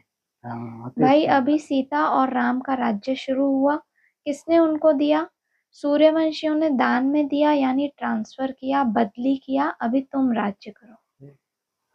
वहां तो कोई ऐसा बोर्ड लगा हुआ नहीं आने वाला कि भैया 1250 वर्ष बीत गए, अब आप गद्दी छोड़ के इनके क्या करो, पाँव को पूजो और इनको तिलक दो।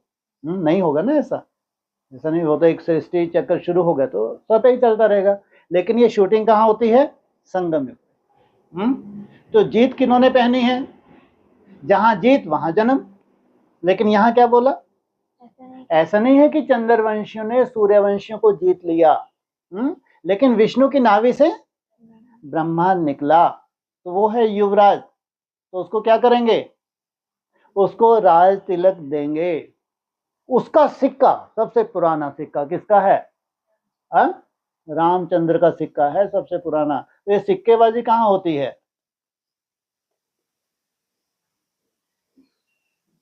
अरे उसकी शूटिंग भी तो है, अनुशासन चाहिए। हाँ, जहाँ ठीक ठाक करना है, जहाँ अनुशासन कायम रखना है वहां सिक्का चाहिए। तो उसकी शूटिंग भी कहाँ होती है, उसकी शूटिंग संगम में। और लक्ष्मी नारायण का कोई सिक्का नहीं, कहीं किसी मुरली में आया, कोई सिक्का नहीं, कि वहां तो क्या बन गया, कुटुंब परिवार बन गया। वहां तो स्वतः ही कैसा बने हुए, एक ना डिसिप्लिन में है। परिवार में क्या होता है, एक डिसिप्लिन होता है। कैसा परिवार बनाया, जो भगवान का बनाया हुआ परिवार है। सोचो, जिस परिवार की स्थापना स्वयं भगवान करे, वहां तो कोई खिटपिट दूर दूर तक हो नहीं सकती। तो ये शूटिंग पीरियड की बात है।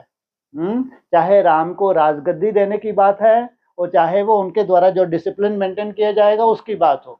तो ब्रॉड ड्रामा तो कोई ऐसा देखा, कौन देखेगा, स्वतः ही ब्रॉड ड्रामा में आप अपना अपना पार्ट प्ले करते रहेंगे, लेकिन यहाँ पे ये सब शूटिंग होती है। हाँ जी। तो ये बोला कि सूर्यवंशी राजा रानी चंद्रवंशियों को पैर वैर धो करके बस उनको राज तिलक दे हाँ, ऐसे कैसे दे देंगे बिना पाँव धोए? बुद्धि रूपी पाँव तुम्हारे मैले ही बने हुए हैं, तो कैसे दे दें भाई? क्या करना पड़े? पहले बीज रूप अवस्था में टिको, तुम्हारे पाँव धो रहे हैं क्या? निसंकल्प अवस्था में टिको, ये है तुम्हारे बुद्धि रूपी पाँव धुल रहे हैं, तब तुम स्वराज अधिकारी बनोगे।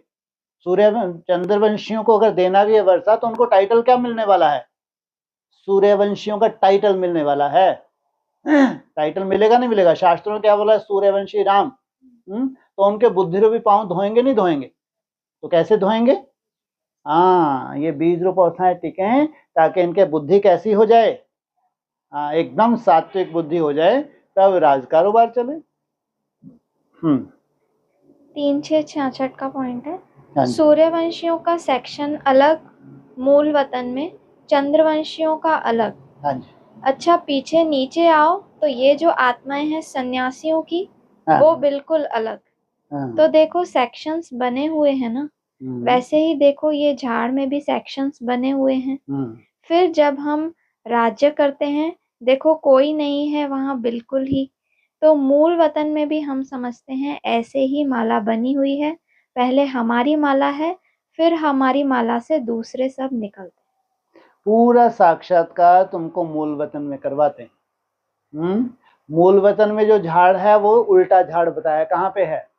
सृष्टि रूपी बीज ऊपर है, लेकिन पूरी सृष्टि नीचे है। लेकिन इसी झाड़ को सीधा करके कहाँ दिखाया है? मूल वतन में। सबसे पहले कौन है? शिव बाबा। फिर उसके सबसे करीब देवता धर्म की आत्माएं। तो वो हो गया देवता धर्म है, सूर्यवंश और चंद्रवंश को मिला के देवता धर्म। और उसके बाद जो खास द्वारा पढ़ो इसको, सन्यास की क्या जिक्र किया है इसमें? ये बोला कि सूर्यवंशियों का सेक्शन अलग है, सूर्यवंशियों का सेक्शन अलग, चंद्रवंशियों का अलग। चंद्रवंशियों का सेक्शन है। इनमें क्या अंतर है? इसलिए कहा ज्ञान चंद्रमा। कौन है? ब्रह्मा बाबा को बताया ज्ञान चंद्रमा, इसलिए वो देवता के रूप में जन्म लेंगे। जो रचयिता है उनको बताया गॉड गॉडेज, भगवान भगवती, इसलिए दोनों के सेक्शन अलग अलग। तुम सह शरीर जाते हो परम धाम में, सबसे ऊंचे तुम जाते हो। फिर जब तुम नीचे आ जाते हो तो कौन जाएंगे? चंद्रवंशी जाएंगे। इसलिए ब्रह्मा बाबा क्या बोला? व्यक्तों ने इंतजार कर रहे हैं। हाँ, ब्रह्मा बाबा कि परम धाम का गेट खुले, कि जो बच्चे ब्रह्मा बाबा के साथ जिनको आना है वो परम धाम जाएं, फिर ब्रह्मा बाबा के साथ साथ उनको जन्म लेना है। तो सूर्यवंशी पहले नीचे आ गए, फिर चंद्रवंशियों के सेक्शन उनके बाद। आगे पीछे नीचे आओ तो ये जो आत्माएं हैं सन्यासियों की, हाँ, वो बिल्कुल अलग। हाँ, सन्यासियों का तो बिल्कुल अलग कारोबार। चंद्रवंश तक ये प्रवृत्ति मार्ग चला, सूर्यवंश और चंद्रवंश ये है प्रवृत्ति मार्ग, और सन्यासियों का कारोबार एकदम अलग। हाँ जी। तो देखो सेक्शंस बने हुए हैं ना। हाँ जी। वैसे ही देखो ये झाड़ में भी सेक्शंस बने हुए हैं। हाँ, वहां भी सेक्शन बने हुए हैं, तो ये झाड़ में भी सेक्शन बने हुए। एक परम धाम का झाड़ है और नीचे झाड़ है। ये नीचे झाड़ है कौन है? चैतन्य झाड़। पीछे सन्यास शुरू होता है, उससे पहले क्या है? अरे चंद्रवंश मां देवता धर्म का हो ना। देवता धर्म सूर्यवंश और चंद्रवंश, पीछे सन्यास। इसलिए झाड़ के चित्र में सबको अपना अपना साक्षात्कार होता है। क्या आगे चल के एक्यूरेट झाड़ के चित्र में तुम भी अपना साक्षात्कार कर लोगे, धर्मों से कनेक्टेड भी साक्षात्कार हो जाएगा, क्योंकि संगम युग में तो पूरी शूटिंग होनी चाहिए ना। तो वो है प्रैक्टिकल अभी वर्तमान समय शूटिंग, फिर यही ब्रॉड ड्रामा हो जाएगा। इसलिए इसमें मूल सार क्या निकला? सबसे ऊंच किनकी सेक्शन है? सूर्यवंशियों की, फिर उनसे नीचे चंद्रवंशियों की, फिर जो सन्यास, सब धर्म को सन्यास बताया, ध्यान रखना। इस्लाम धर्म से लेके लास्ट तक सब सन्यासी बताया बाबा ने। किनके मुकाबले में? हाँ, देवता धर्म के मुकाबले में है ये। इसलिए वह सन्यासियों का कारोबार अलग है। इसलिए पूरा झाड़ जैसा परम धाम में है, वैसे ही झाड़, फिर जो झाड़ का चित्र है उसमें प्रैक्टिकल कब कौन कौन से धर्म आते हैं वो बता दिए। हो गया? हाँ जी। 3666 का है। हाँ जी। वो आप समान बनाते हैं, बाकी वो आकर के वो राजा ही नहीं लेते हैं। वो बोल देते हैं तुम बच्चों को, हम फिर से वो राजा ही देकर करके फिर हम वानप्रस्थ में रह जाते हैं। ये वानप्रस्थ वगैरह ये सभी नाम भारत में होते हैं। 60 बरस हुआ असल कायदा बड़ा था, 60 बरस हुआ गुरु लिया कि अभी हम वानप्रस्थ बने हैं। वानप्रस्थ का अर्थ क्या है? वाणी से परे हम फिर शांति धाम में जाते हैं। सुख धाम को वाणी से परे नहीं कहेंगे, वहां तो खेलपाल होते हैं, वहां तो सुख लेना होता है। तो यहाँ सब मनुष्य साधु लोगों के संग में जाकर के कहते हैं हम वानप्रस्थ लेते हैं, उनके संग में वाणी से परे जहाँ से आए हैं वहां चले जाएं। बहुत सुंदर। बाबा ने भी बोला था कि बाप कहाँ चले जाएंगे? संन्यास साधुओं के पास, जो इंद्रियों को जीतने की साधना कर रहे हैं, वहां पे नंबरवार ट्रांसफर होंगे। लेकिन सबसे पहले क्या बोला? शुरू करो दोबारा।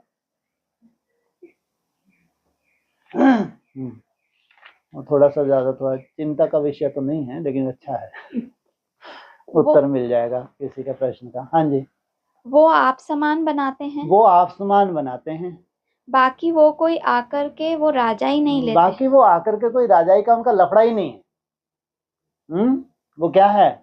शिव बाबा के बच्चे हैं। कैसे बनना है उनको? बाप समान बनना है। राजाई का संस्कार ही नहीं है कि यहाँ हम राजा बन के बैठे हैं, हम बड़े बड़े जोनल इंचार्ज बन के बैठे हैं, फिर हम यहाँ महलों का निर्माण करें। ये कैसे हैं? बाप समान बच्चे हैं। हाँ जी।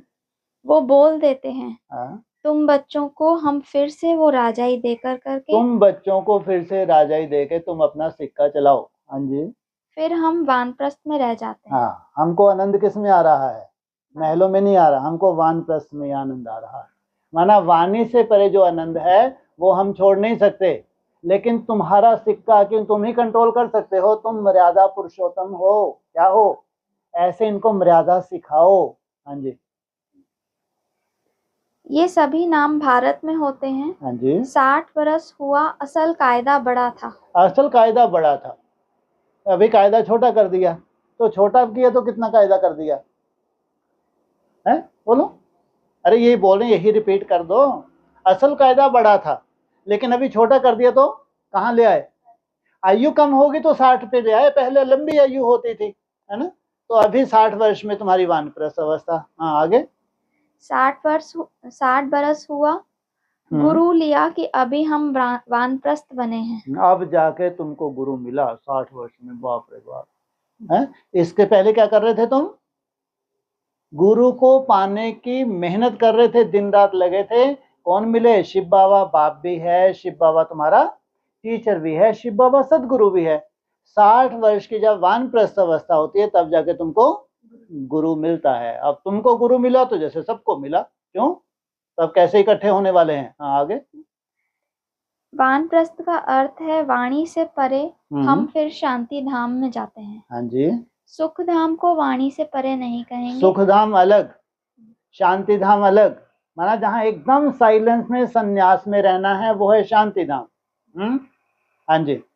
सुख धाम को वाणी से परे नहीं कहेंगे, वहाँ तो खेलपाल होते हैं, वहाँ तो सुख लेना होता है। हाँ जी। तो यहाँ सब मनुष्य साधु लोगों के संग में जाकर के कहते हैं हम वानप्रस्थ लेते हैं, उनके संग में वाणी से परे जहाँ से आए हैं वहाँ चले। हाँ, यहाँ तुम्हारा लक्ष्य है इंद्रियों को साधना। साधु अर्थात इंद्रियों को साधा हुआ। कहाँ जाने के लिए? जहाँ से आए हैं, परम धाम जाने के लिए। सबसे बड़ी यात्रा है, सबसे कठिन यात्रा है। वो बाबा ने तुमको लक्ष्य भी क्या दिया है? तुम्हारे लिए मैं आया हूँ। तुमको कहाँ ले जाने के लिए? वापस घर ले जाने के लिए। इसलिए तुम्हारे लिए सबसे वैल्यूबल क्या है? परम धाम वापस जाना। इसलिए तुमको सुख वुख में क्या नहीं है? महल माड़ियां मिलते नहीं है क्या? है? सुख नहीं।